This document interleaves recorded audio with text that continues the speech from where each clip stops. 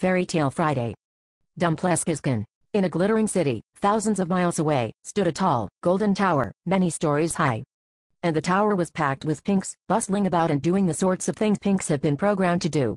Some of these pinks performed a sorcery called marketing, where they would wish very, very hard, until masses of other pinks were convinced that they wanted to trade paper for stuff to thicken the hairs on some parts of their bodies, and other stuff to rip the hairs from other parts of their bodies, and contraptions to shift the fat from one part of them to another, and products to make the fat disappear, and other products to put the fat back on. Teehee Spinks had a good grasp on pink vanity. Some were evil wizards, who controlled the movements of other pinks by buying and selling the concept of ownership of far-off kingdoms, using an ever-changing and completely subjective notion of imaginary currency, represented by blips of light on a glowing tablet, amounting to nothing tactile or worthwhile anywhere in the world, except the toil of other pinks, who were so far away that they were practically just concepts themselves. These wizardly pinks could make the other pinks jubilant or suicidal, simply by shifting these blips of light around at the right or wrong time. And near the top of the tower, in a tiny chamber towards the center, was a big boss with a great big head, who clicked away on a loom. And this loom produced an endless coil of golden shit, which was to be desired for some reason.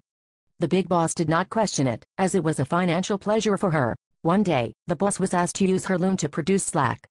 "I cannot do this," she said, "my loom can only weave gold-plated shit." But all hell would break loose if she didn't succeed.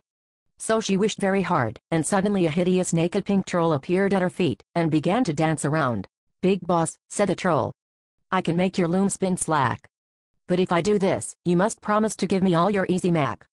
The boss agreed, and the loom spun slack. The very next week the boss was asked to produce more slack.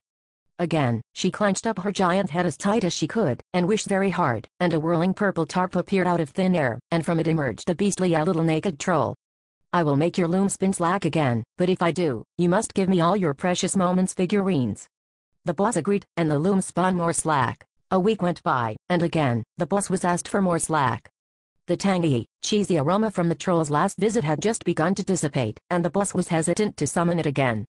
But she did, and from a swirling vortex of odors and grease erupted the roly-poly little greased-up naked troll, who said, "Big boss, I will make your loom spin slack, but if I do, you must give me a stay-at-home job with high salary and benefits and an annual bonus, and I don't want to work when it's rainy, and I don't want to use my own supplies, and I'm not paying for a uniform."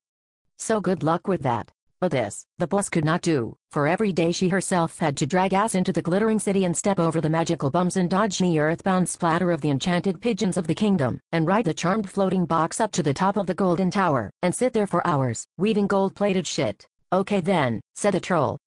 "Just guess my name."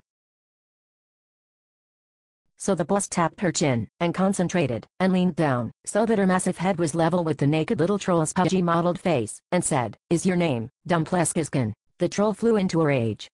She stammered, and sputtered, and her spittle flew. "How did you know? How did you guess my name? You used black magic. You are from Darka Town." "I guessed it, because I am the big boss of your area, and because it has been fingerprinted across your belly in dried chocolate sauce," said the boss. At that moment, the door to the boss's tiny chamber flew open, and a tall, handsome, grinning figure entered the room. With his teeth clenched over his pipe, the figure said, "Hello. It is me, Bob. I heard you can weave gold-plated shit. I've got a use in my army for someone who can do that. What do you say we go party in Vegas for a few weeks, and talk out the details?" And looking down, he saw the frothing, furious naked troll stamping her calloused feet and carrying on. "Ugh, what the fuck is that?" he asked, and punted her out the window. She fell 34 stories.